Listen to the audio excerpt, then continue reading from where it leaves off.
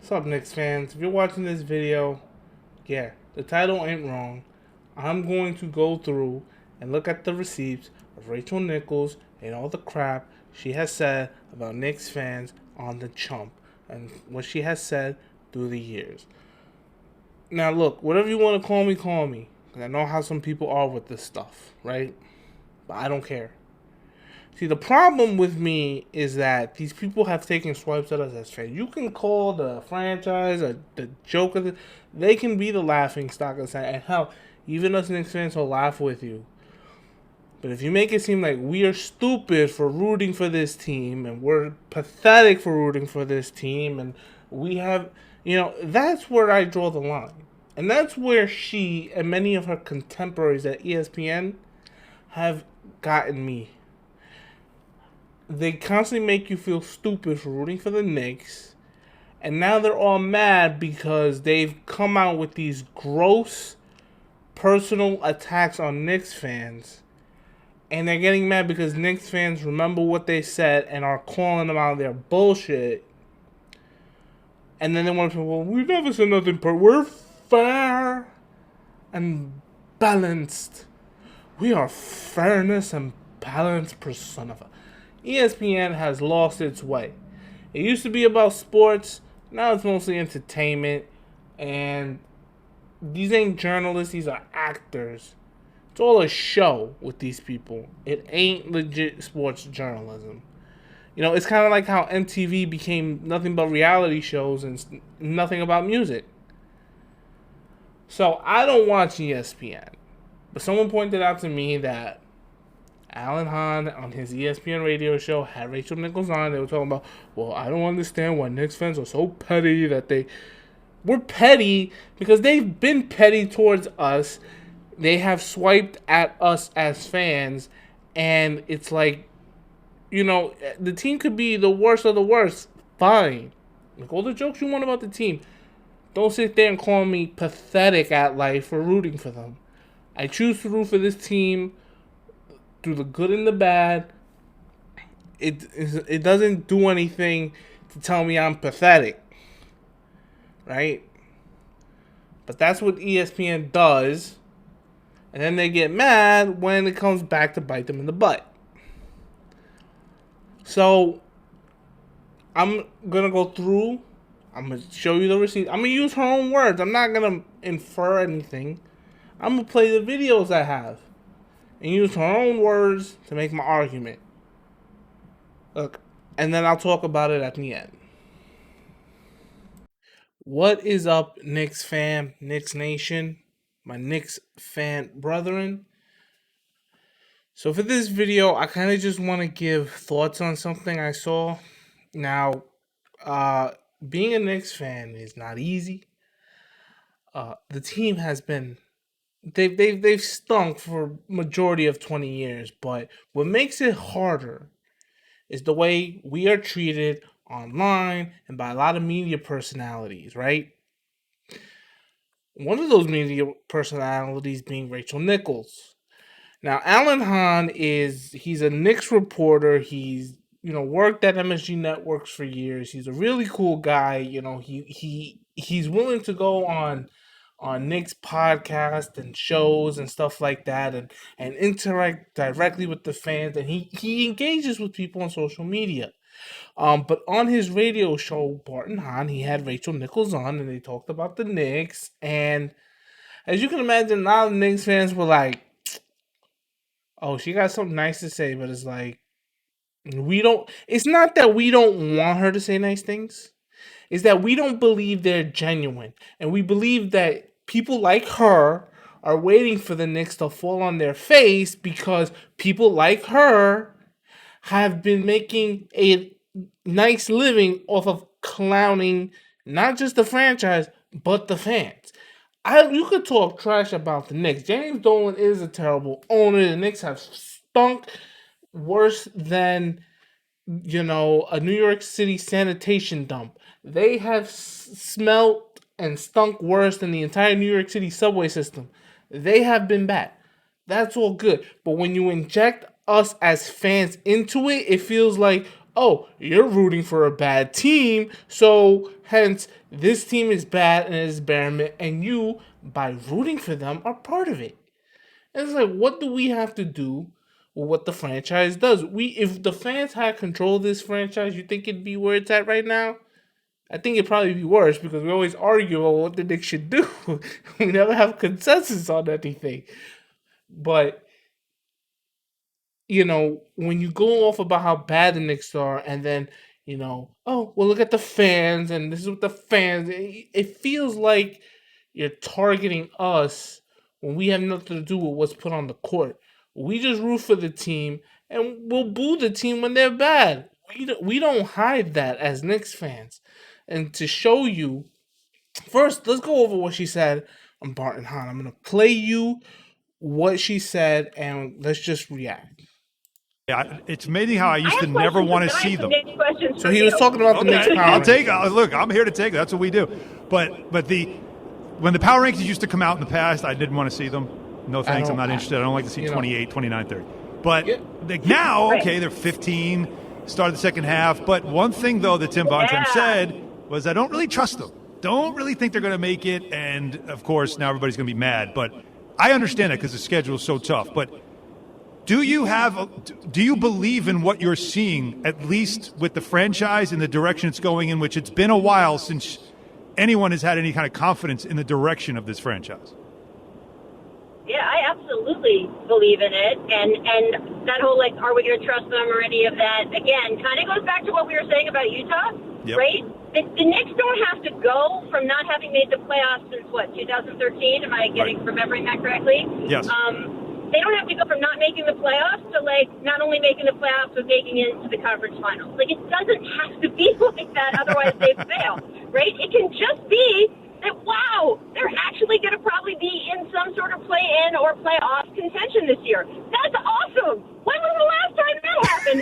A very long time ago. And it doesn't feel like the front office is basically drawing straws to see they're going to put on the team next. That's a nice way to feel. And the coaching situation feels stabilized.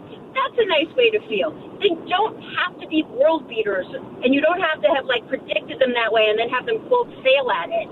For you, can't we just feel good about this? Can't we just be excited that things are trending in the right direction? That makes me happy, and I trust that they're trending in the right direction no matter how they actually end the season in the win-loss column.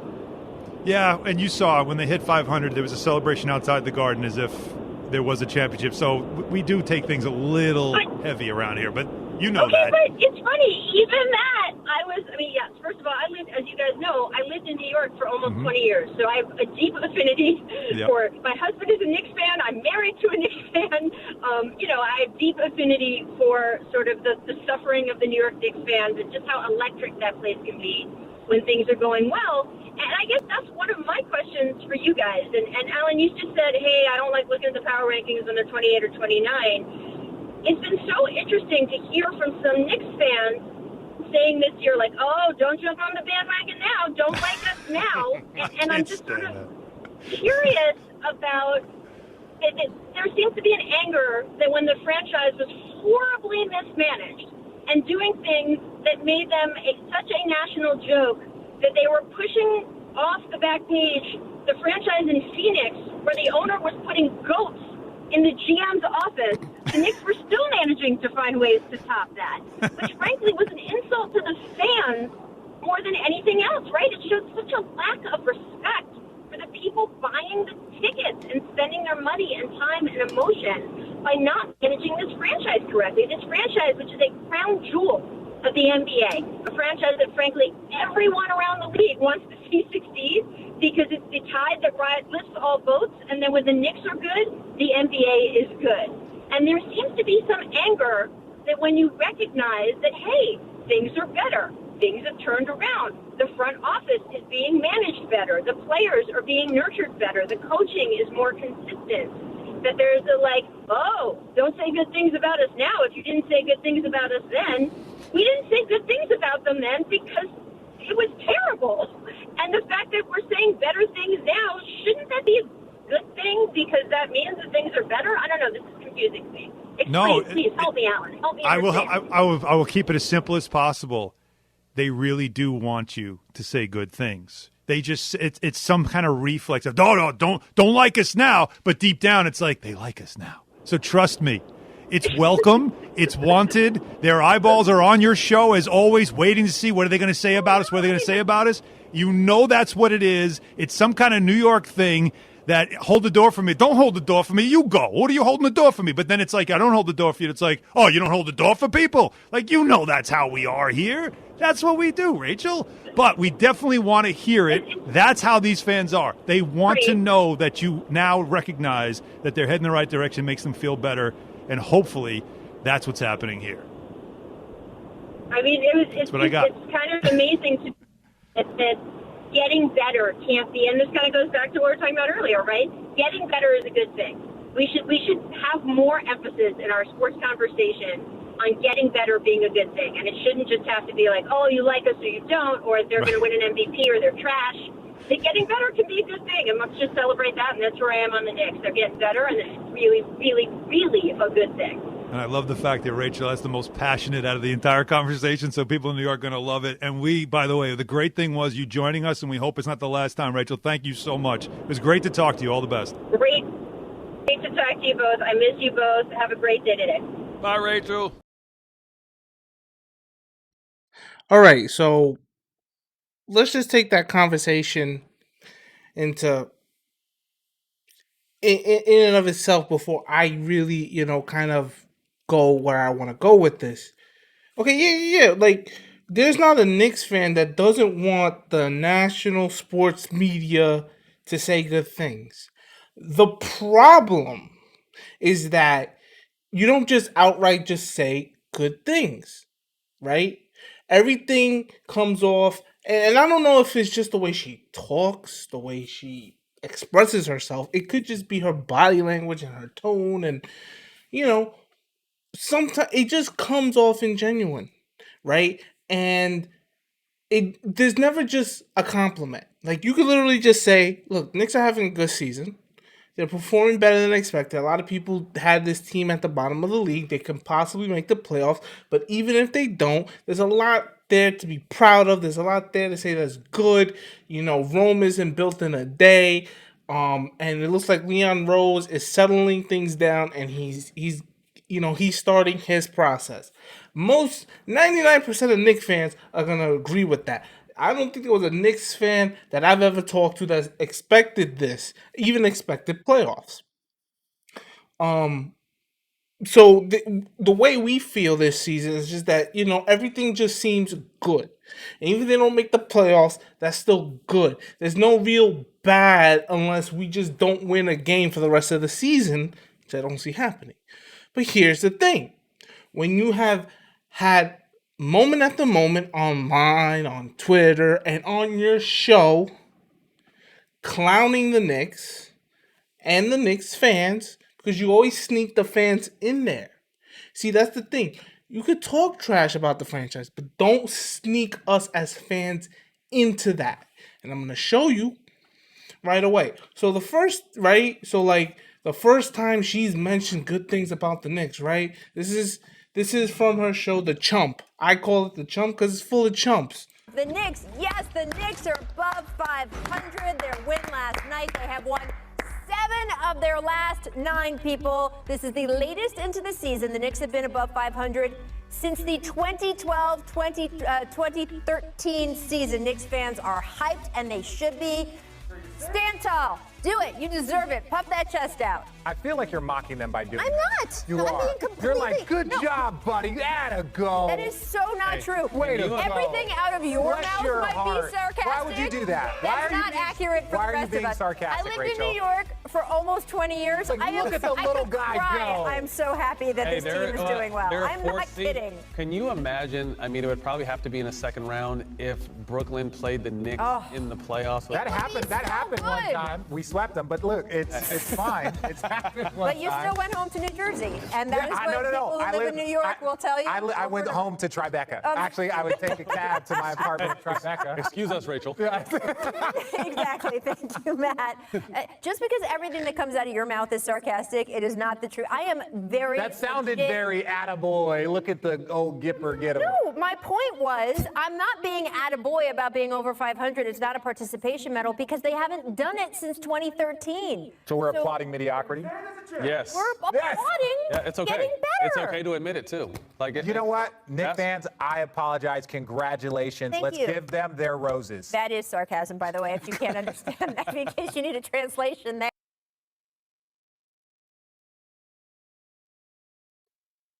So, right, the last thing she mentions on her show, that's what it is, right? Oh, Knicks fans are dancing because they're over 500. And like I said, I think a lot of it also is just the way she talks. She does give off that attaboy, you do it, but maybe that's just the way she is as a person, and I don't want to, dive into that. But the problem is who do you have on that show? You have Dick Jefferson. I don't call him by because he's a massive dickhead. He's a massive dickhead. He's always finding something to stab at the fans, right? Oh, the Knicks haven't been. Oh, we swept them. Dude, that's like over 20 years ago. Nobody cares, right? Nobody cares. Congratulations, you swept them. The Lakers swept your ass in the finals, right? And you never went back there since until you rode the bench with LeBron.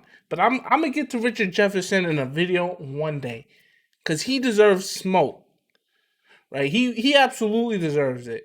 But that's another thing. You're the host of the show, and so the guests and the panelists that you have on it are a reflection of you. And so when your guests and panelists are acting like him, we associate it with you because it's your show. You can literally say, like, look, I don't want to slander, I don't want to be sarcastic, I don't want to be like, let's just honestly just give them props. But they can't do that, right? Her guests, her panelists can't do that. There's a segment with the Warriors beat reporter, and they're talking about how the East is completely mediocre because the Knicks are good. Like, why is it that the Knicks are good, but everybody else is just mediocre? The whole conference is now mediocre because the Knicks are good? Look, the East is not as good as the West, but it's not mediocre. It goes through its own thing. Okay? Everybody on the East is beating up on each other except for Milwaukee, Brooklyn, and Philadelphia.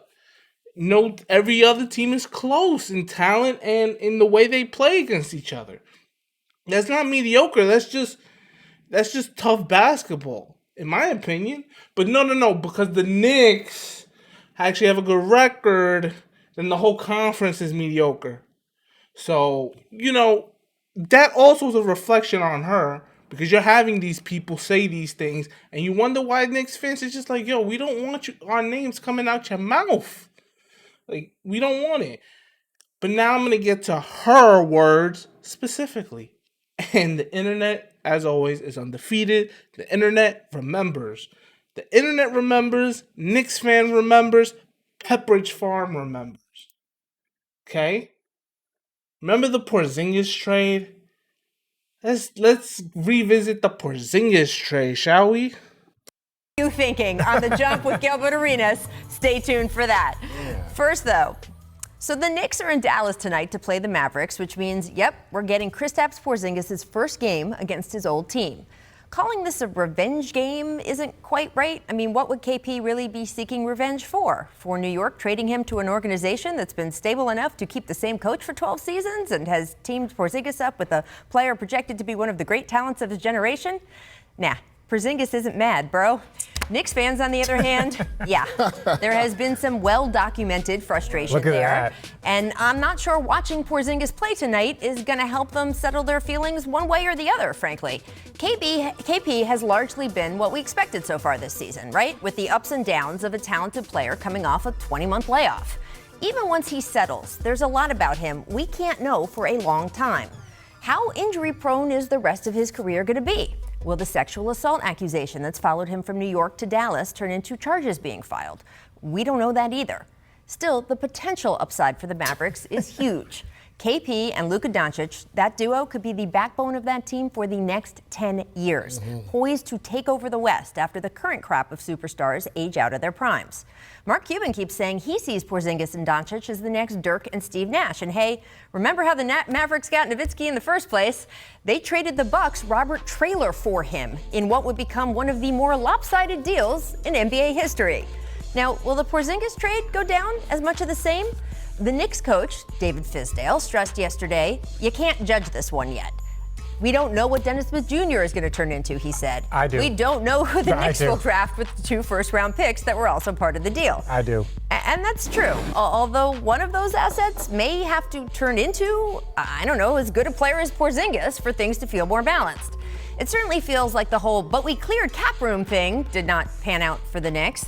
First, I don't know if front office gets extra credit for clearing bad contracts it negotiated in the first place. And second, well, the superstars that the Knicks cleared cap room for didn't end up coming this past summer.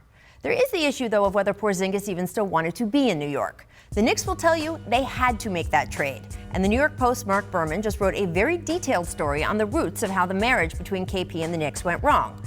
Berman reports that Phil Jackson actually tried to trade KP multiple times, once after Porzingis' rookie year and again in 2017. Now, we don't know if that's what started to sour Porzingis on the team. We do know Jackson publicly trashing Carmelo Anthony upset him, as did the team firing his favorite assistant coach. At the same time, they declined to hire his personal athletic trainer, the way many other teams do for their stars. We know that once Porzingis tore his ACL, he became even more separated from the team. Reports started leaking out about KP's, quote, diva behavior.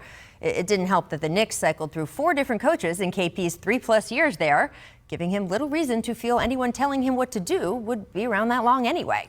All of that led to the infamous meeting between the sides this past January, where Porzingis' brother reportedly asked for a trade, and hours later, the Knicks, who had already been shopping him yet again and had the framework of their deal with the Mavericks already in place, pulled the trigger. Fast forward to tonight, where all Knicks fans can do is watch KP play in another jersey and wonder what might have been. I guess it's kind of like Instagram stalking your ex, except it's in person with the whole NBA watching. Maybe that's its own revenge, after all. Right. So I cut it there. So again, let's look at this at the time of the Porzingis trade. Yeah, the Porzingis trade was not a good look for the Knicks. But A, why do you have to have your producers cut in images of sad Knicks fans and that image of the Knicks fans with the bags over their head? Right? Already gives you're already talking negative about what the Knicks did, and you're associating the fans with that negativity. Then comes the end where it's like, oh, your Instagram stalking your ex, but in person and in front of the whole NBA, and Knicks fans got to do it. It's like, maybe there were a lot of Knicks fans upset at the Porzingis trade, but at the end of the day, majority of them have moved on. And 90% of them moved on within the first couple weeks. It's the business of the NBA, and Knicks fans know the business. They're not, sad to see him go at the time, but I'm loving the fact that he's gone now, right? But no, we were Instagram stalking our ex in person for the whole world to see, because we're just desperate Knicks fans. We're just so desperate, so destitute, so sad. The Knicks have been bad for a lot of years, but Jesus Christ, you make it seem like I don't even know what to compare it to. It's as if we have no reason to live, right?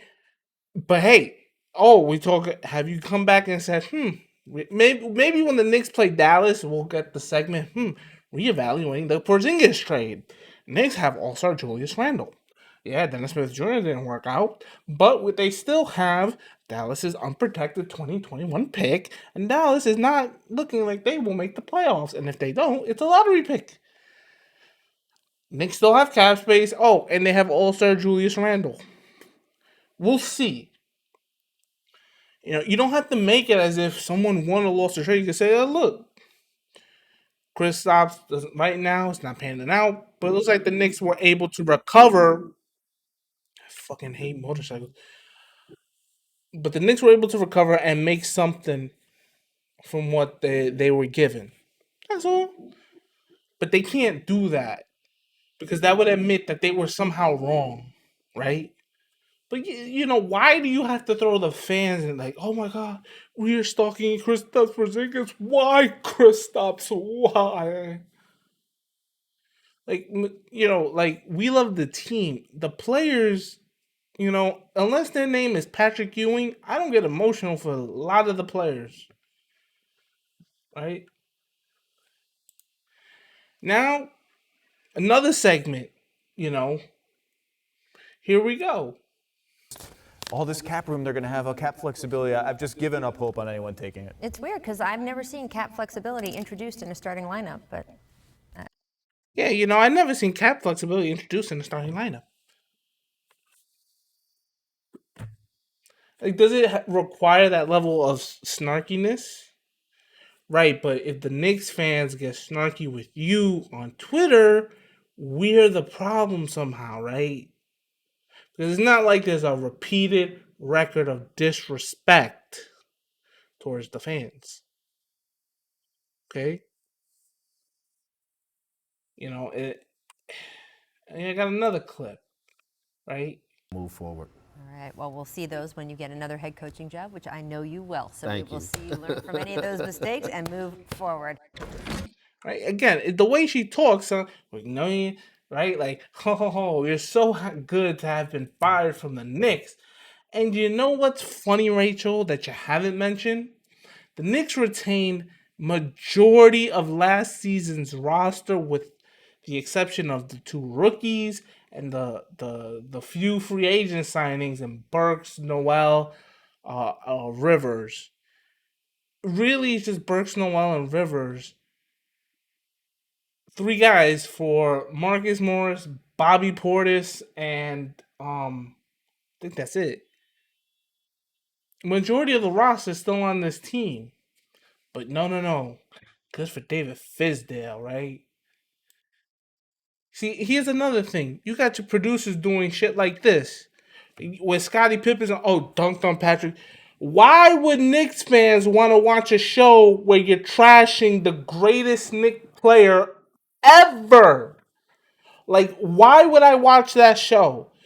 Whoever made this graphic should have been fired because there's just, well, no one, I won't even say fired because, but if you're out there like encouraging this stupid shit, like, but then you're like, well, why won't Knicks fans watch my show? And why do Knicks fans trash my show? I don't know. You got Scottie Pippen, the guy who dunked really hard on Patrick Ewing.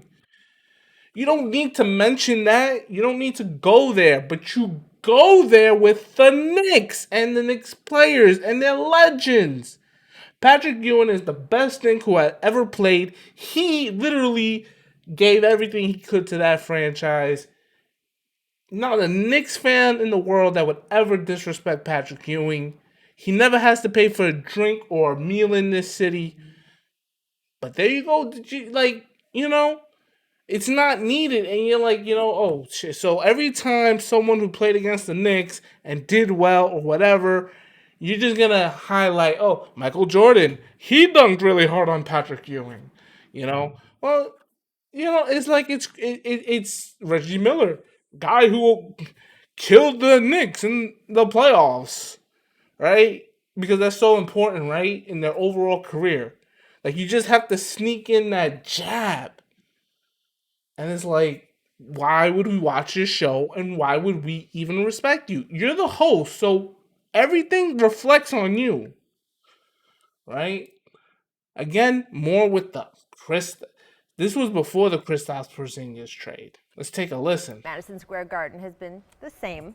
Most nights fans would trudge in, watch something sad, and then trudge out, with the building often feeling more like an elementary school library than the world's most famous arena.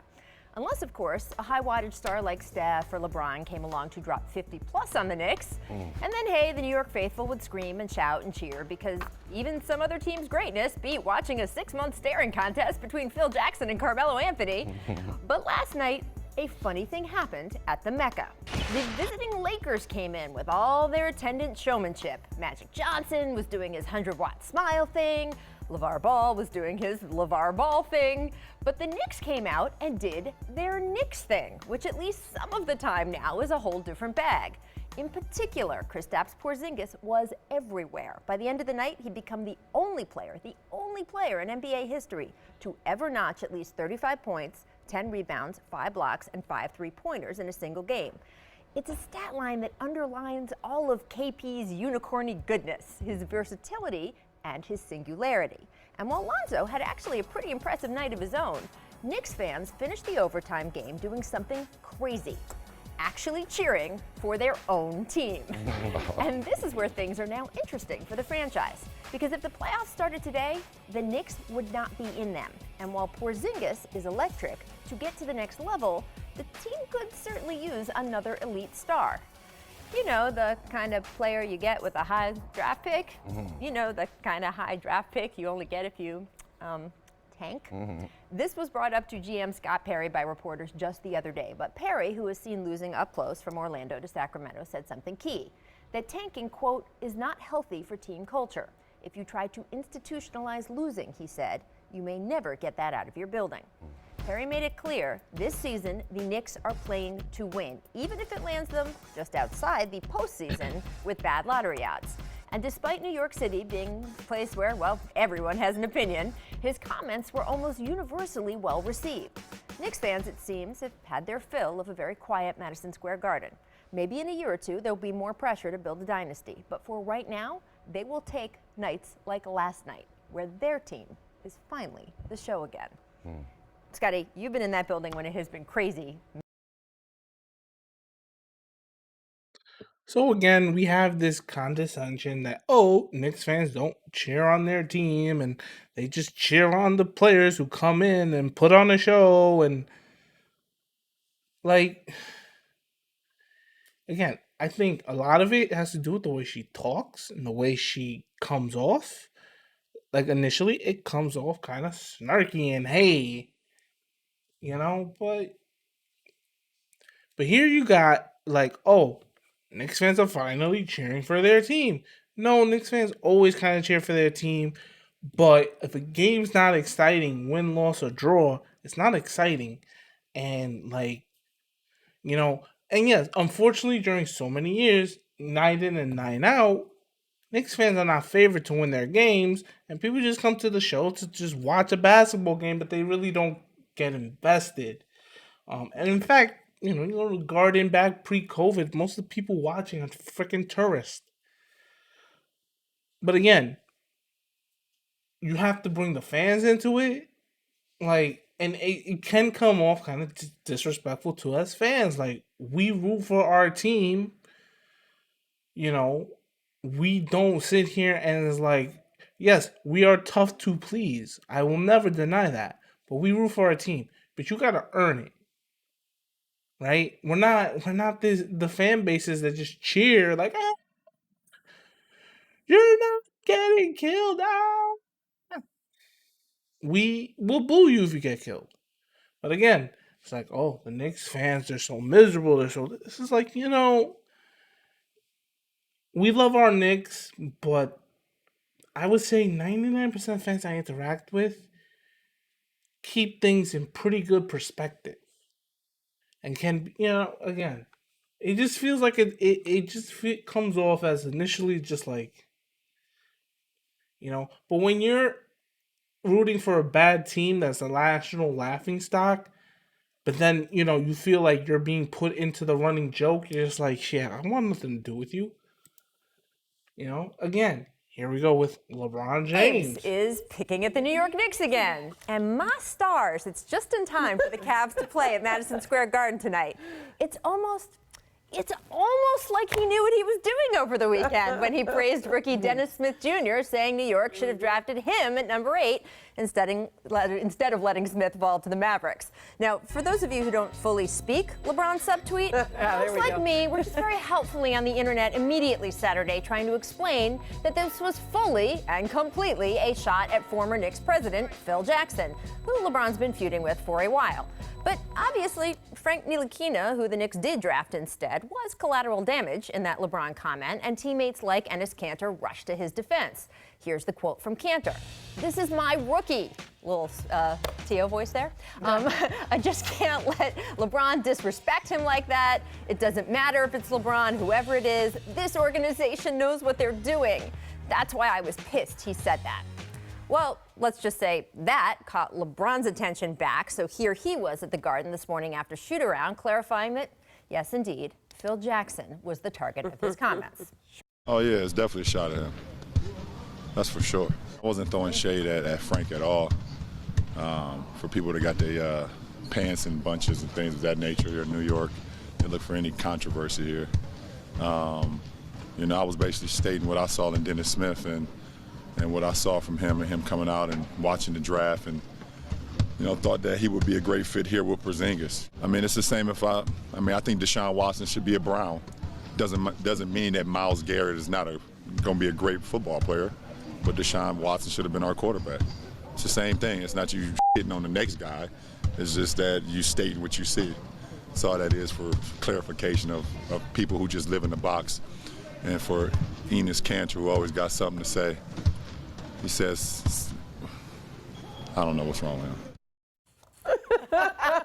Again, LeBron knows exactly how to work things the way he wants them, and there is little that he loves more than working the New York media, creating a straw man out of someone like Kanter, and setting up the stage for a big game for himself at Madison Square Garden.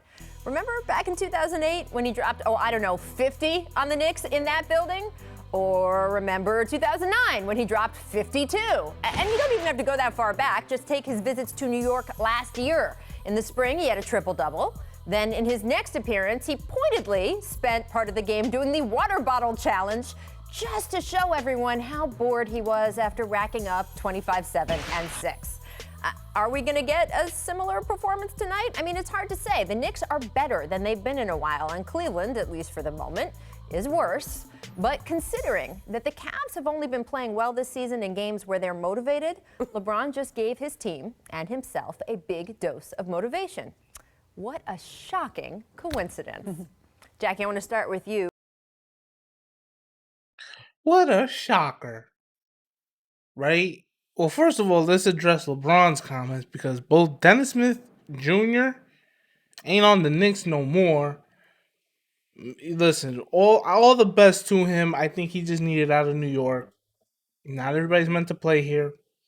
And he had a really bad season last year. I think it was a domino effect from the "We Want Frank" game to his family member passing away to COVID to let him be. Right? But of course, it's oh, look at this. Ha, LOL Knicks. There's someone for LeBron James to clown around and mess with the Knicks. And they're Knicks fans. And it's another one we got here. Grassy Tyson roasting the New York Knicks by pointing out that 13 periodic table of elements have been discovered in the time since they last won a title in 1973. Amin, John Stewart. How sodium chloride, a.k.a. salty, should the Knicks be about this fact? No. I'm salty because I'm a part of that. So now I got this guy talking crap too? Yep. Look at that. No. Now, How no many? with that pun. How many? 13. 13. How many since I've been out of school? That's what I want to know. Since you're only 26, then it'll be just fine. No, I mean it's like when we do on this date and we since then the price of a movie was 5 cents a ticket. He went science with it. All of that stuff. He did the same thing, and it's Well, the game's it's even been a while. Miss defense. Right? And you got Neil deGrasse Tyson, and then she amplifies his little trolling on her show. And it's just again, you could say the Knicks are bad, and you could say, oh, interesting. Knicks should be salty, and Knicks fans should be salty. And then of course, look at the photo of all the sad, depressed Knicks fans. Just, the best thing for her to do is just not say Knicks and fans one after the other. Talk about the team and the players all you want, however you want. Leave the fans alone. Because see, this is the problem with ESPN, right? When they talk about the Knicks. I'm going to sum it up for you in a video. Here's neckbeard idiot Kendrick Perkins. Is your hairline and that broke jump. Okay, I actually like the Listen, fact that he's talking crap about senior Stephen A. Smith's citizen now. hairline. Just I don't give like it up. Stephen A. Smith. NBA Twitter is straight up drama. There's nobody better suited to explain everyone's tweets than Kendrick Perkins himself.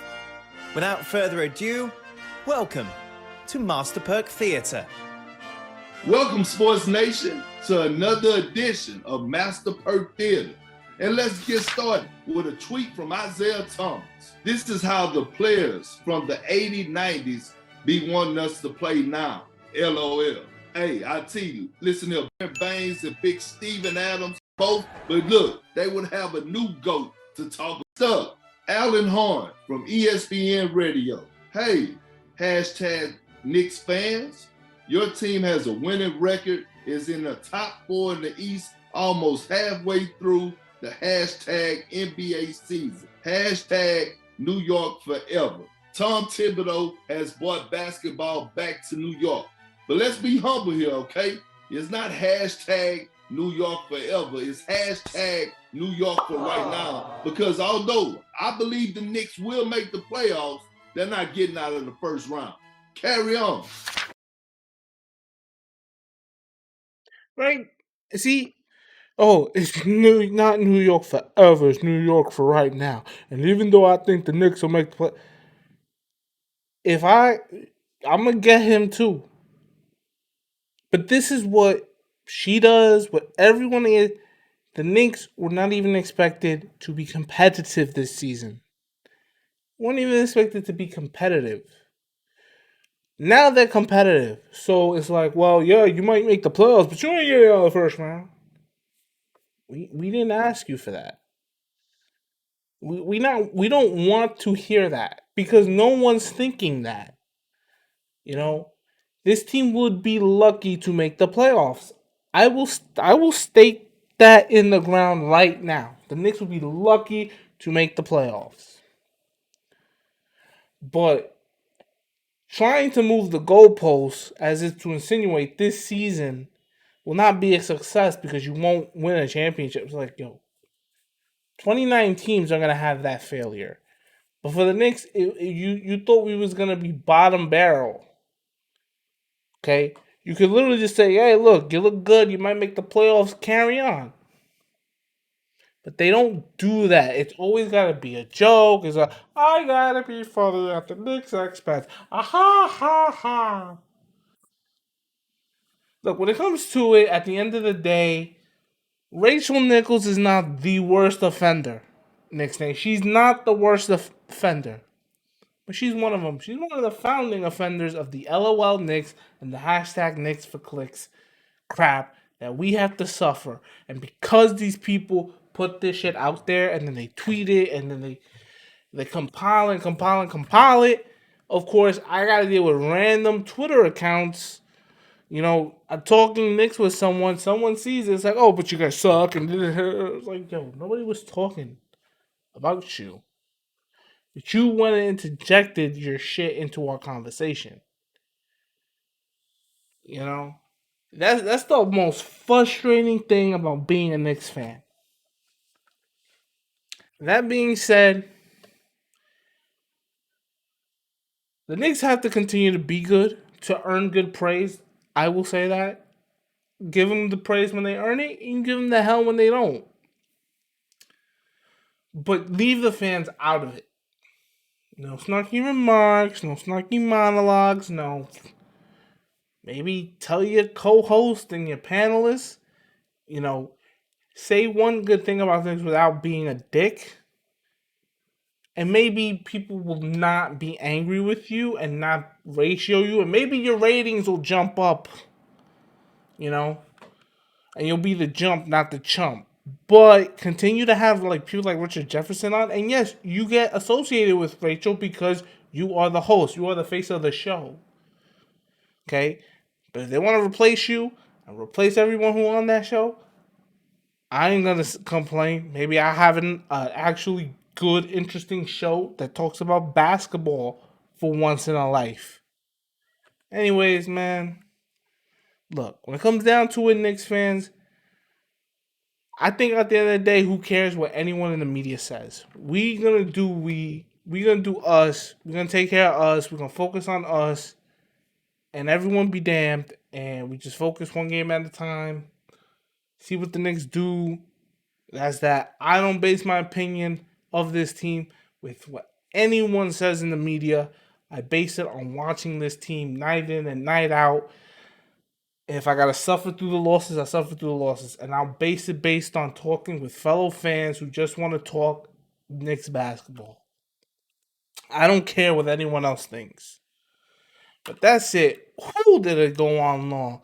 But again, I just want to show how, like they say, oh, but we're saying nice things, and you shouldn't be mad. There's a reason people are mad, right? And you can't just get away with angering us with a tweet, with an interview, with a segment. Just like the Knicks got to take their lumps in getting better, you got to take your lumps when Knicks fans are like, yo, we don't want to hear nothing from you. And this is not even like coming at you. It's just saying like, yo, we don't want you to say anything. Because 90% of the time, it's never been nice. It's not just that you call the team bad, but you constantly like twist the knife. That always has to be a real corny joke or a backhanded compliment, right? So that's twisting the knife. You can say, hey, the Knicks suck, man. They need to fire their front office, their coach, and, start all over. No one's going to disagree. But like, oh my God, they're so bad. Like, I'm done ranting and raving. Hope you enjoyed the video. I'm out. Hey, you made it to the end? Great. Thanks for watching. Look, I've had time to reassess a lot of things I said in that video. Look, I don't hate Rachel Nichols or anybody ESPN. I can honestly care less. I legit stopped watching. But it does irk me when people... It's like someone says something about you, and then you say, well, what you say? Why did you say this about me? Like, well, I never said this about you. I don't know where you're getting it from. But you have clearly said it about me. I got you on video saying something about me, and you're going to pretend like you didn't, right? Like, they pretend the words never came out their mouths. That irks me. Like, just say, yeah, okay, we said it. I didn't mean it. It's a joke. All right? My bad. That's not that big a deal. It's not. But it irks me that they act like they do no wrong. They clearly insult Knicks fans.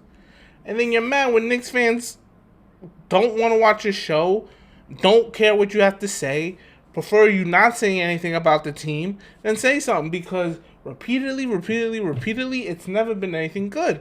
So why should we trust that anything that comes out your mouth be positive? All I know is, man, if you're a Knicks fan and you care about what the people on ESPN say, you need to reevaluate your life. Okay? They're just people who get paid millions of dollars to talk at you and make you feel like they're the superior person when it comes to their sports knowledge, when they're not, because they don't bother to do research. They have a bunch of underpaid assistants to do research, and when they do the research and they do it well, these people throw it out because it gets in the way of their bubble lattes.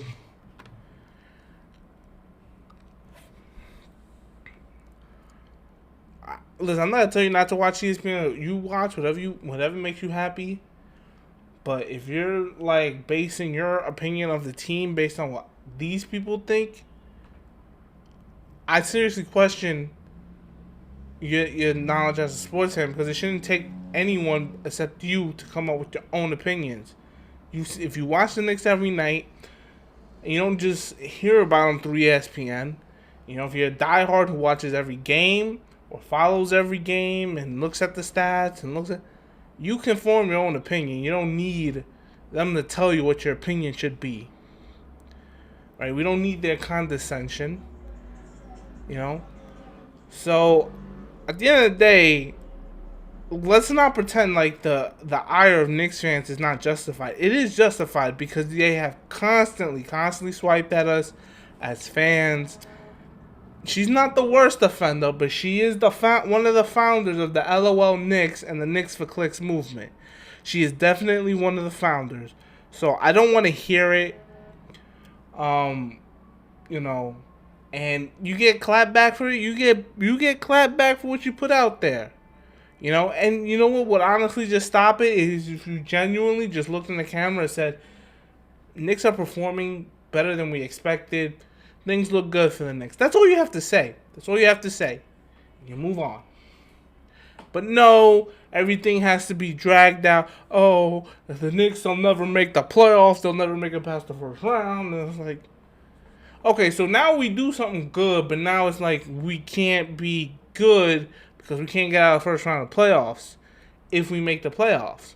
Well, and months earlier, you were saying we wouldn't even make the playoffs.